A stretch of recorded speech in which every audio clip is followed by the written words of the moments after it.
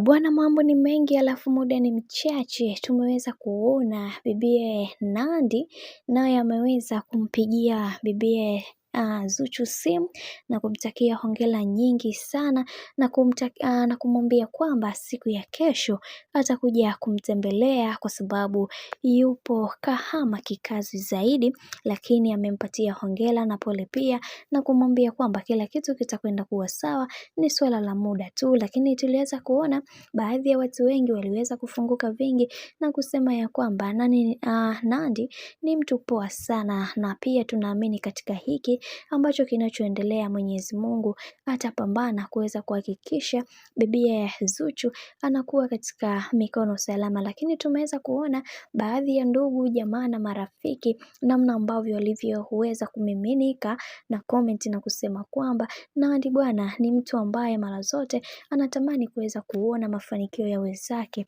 yakiwa juu zaidi kuliko hata yeye mwenyewe. Lakini kwa hiki ambacho alichoweza kukizungumza, Mungu aendelee kumsimamia kwa sababu ni hata akiongea unaona kabisa ni mwanadada ambaye mwenye roho nzuri na mwenye amani katika maisha yake, na alimsihi sana bibi Zuchu aweze kuwa mtulivu na kuwa mkakamavu katika hali ambayo aliyokuwa nayo, asiweke hofu ya aina yoyote kwa sababu kila kitu kinakwenda kwa mipango ya Mwenyezi Mungu, na pia anatakiwa kuweza kusimama imara na kuhakikisha kila kitu kwa upande wake kinakwenda kuwa sawa. Haitajiki kabisa kuweza kuwa na stresi kwa wakati huu. Lakini tumeweza kuona hata bwana mkubwa Diamond Platnumz aliweza kuongea na Billnass na kumwambia kwamba tunawasubiri kwa hamu kwa sababu nyie ndo watu pekee ambao tunawataka muje, maana tumebakiza nyie tu, utani wa hapa na pale.